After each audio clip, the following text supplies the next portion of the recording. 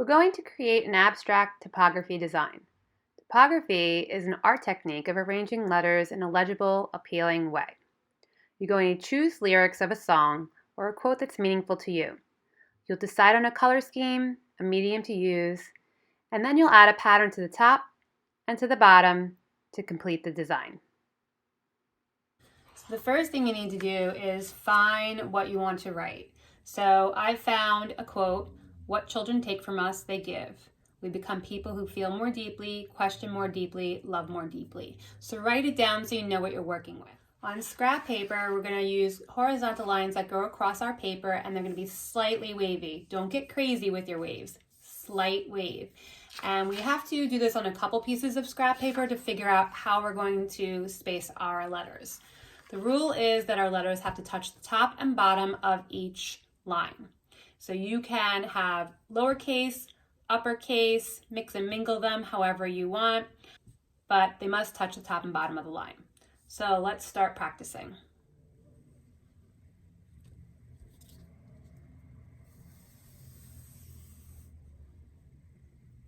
Add some wavy lines, not too crazy.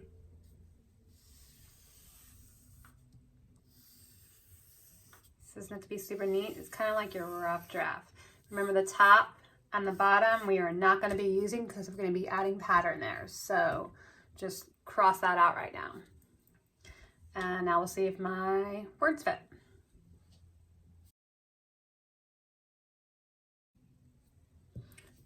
Okay, that didn't fit. Not enough spacing, so let's try again.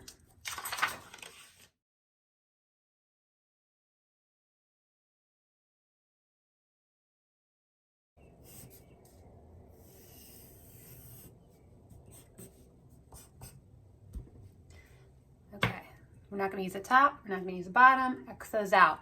Remember, our words have to touch the top and bottom of each line. You can't have any floaters. So this doesn't have to be neat, we're just looking for spacing. So let's try this again.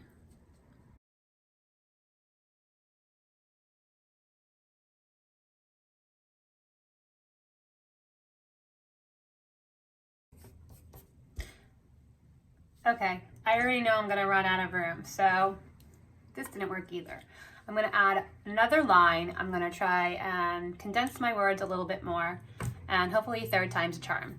And this is why we work this out on our rough drafts, because we just have to figure out spacing. It's all about planning.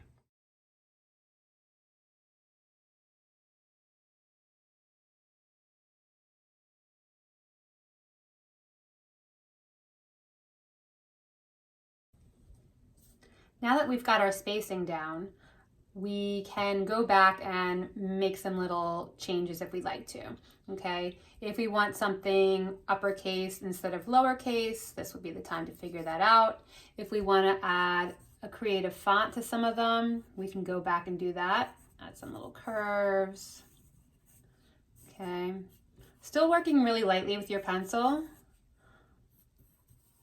Straightening out your letters. Maybe I want this uppercase.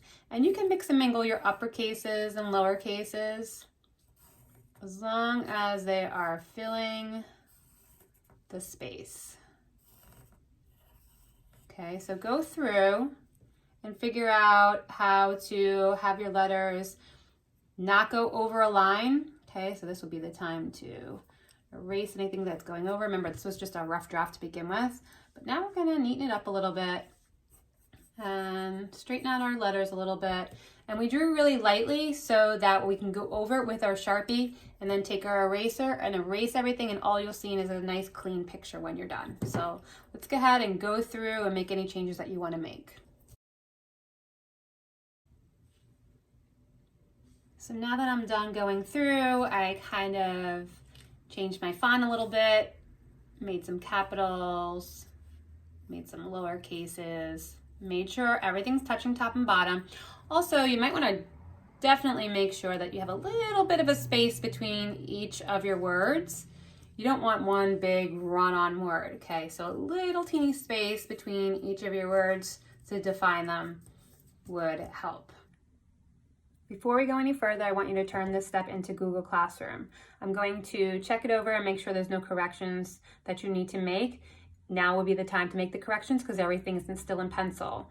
If I give you the okay, then you're ready to move on and outline everything in Sharpie. If not, make the corrections that I tell you to make and then you can move on.